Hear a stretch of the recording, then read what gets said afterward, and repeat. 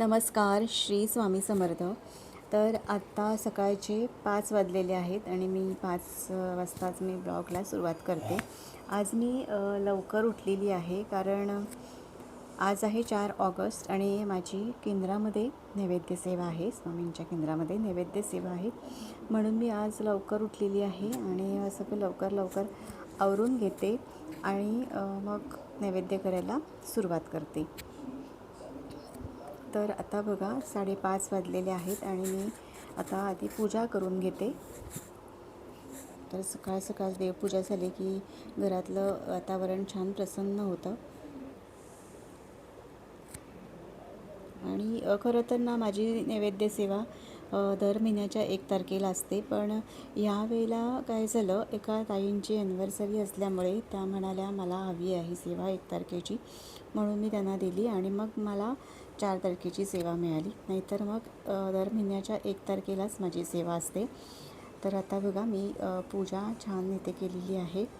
तर खूप छान अशी पूजा झालेली आहे आणि खूप छान असं प्रसन्न वाटतं आहे.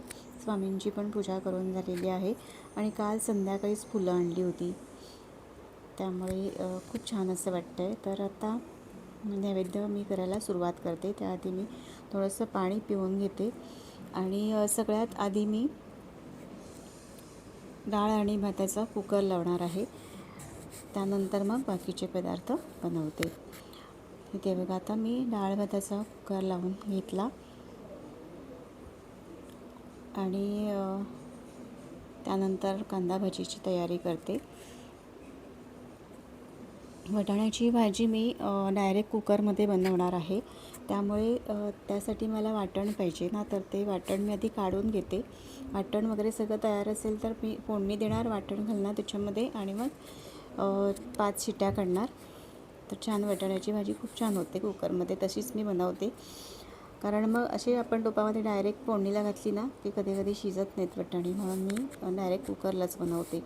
तर त्यासाठी वाटण काढून घ्यायचं आहे. तर आधी भजीचं पीठ भिजवून घेते आणि झुणका बनवणार आहे. तर त्यासाठी रात्री डाळ भिजत घालून ठेवलेली आहे, ती पण वाटायची आहे.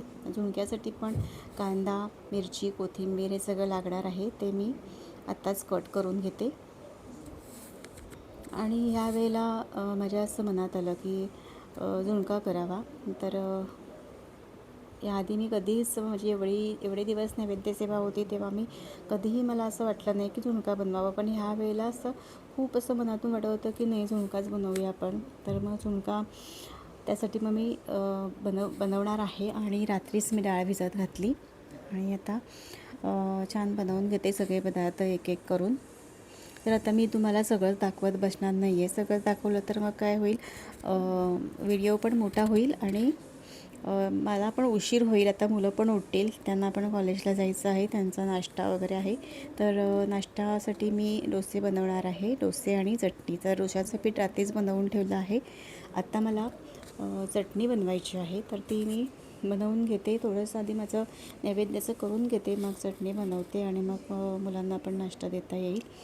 तर आता पटापट सगळं आवरते मी आणि मग सगळं आवरल्यानंतर मग तुम्हाला दाखवते मी काय काय बनवलेलं आहे.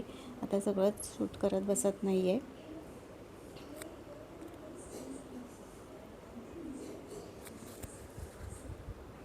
हे बघा इथे आता भजीचं पीठ भिजवून झालेलं आहे. आता मी पटापट सगळं करून घेते आणि 10:30च्या आरतीला मला जायचं आहे, म्हणजे 10 वाजताच मला तिथे पोचायचं आहे केंद्रामध्ये. नैवेद्य 10 वाजता स्वामींना नैवेद्य दाखवला जातो. माझं सगळं जेवण बनवून झालेलं आहे. मला सगळं दाखवता आलं नाही मी काय काय बनवलं ते, पण आत्ता दाखवते तुम्हाला काय काय बनवून झालेलं आहे. तर बघा नैवेद्यासाठी इथे वरण आहे, नंतर वाटाण्याची भाजी आहे, वाटाणा आणि बटाट्याची रस्सा भाजी. त्यानंतर गोडामध्ये खीर बनवलेली आहे शेवयांची. कांदा भजी आहेत, पापड, भात, झुणका बनवलेला आहे आणि भाकऱ्या आहेत आणि भात असं इथे वाटीमध्ये मी नैवेद्य भरण्यासाठी मुदा अशी घेतलेली आहे. वाटण्यासाठी, प्रसाद वाटण्यासाठी सोनपापडी घेतली आहे. स्वामींसाठी विडा आहे इथे, आणि तुळशीची पानं. हे नैवेद्याचं ताट भरल्यानंतर सगळ्या पदार्थांमध्ये तुळशीचं एक एक पान ठेवायचं. त्यासाठी मी ही तुळशीची पानं घेतलेली आहेत. तर आता हे सगळं घेऊन मी केंद्रात जाणार आहे. आम्ही सकाळी केंद्रात जाऊन आलो. त्याच्यानंतर मग जेवण वगैरे झालं आणि सकाळी लवकर उठली असल्यामुळे थोडीशी दुपारी झोपले होते, त्यामुळे व्हिडिओ शूट घेता आला नाही.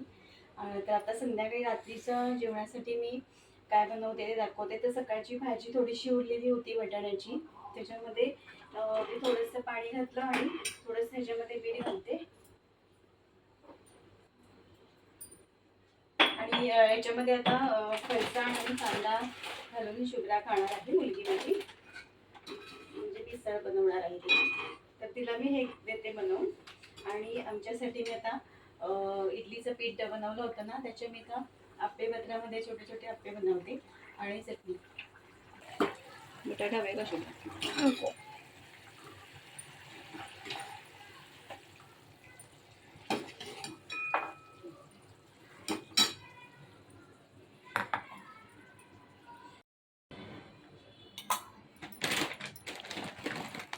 त्याच्यामध्ये घालते फरसाण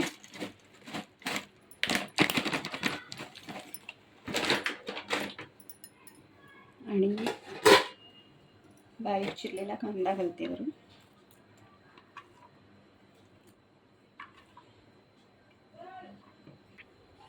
तर मी इडलीच्या पिठाचे आप्पे बनवलेले आहेत. आता आम्ही आप्पे आणि चटणी खाणार आहोत. तर आजचा ब्लॉग तुम्हाला आवडला असेल तर लाईक करा, शेअर करा, चॅनलवर नवीन असाल तर सबस्क्राईब करा. पुन्हा भेटूया पुढच्या ब्लॉगमध्ये. तोपर्यंत नमस्कार.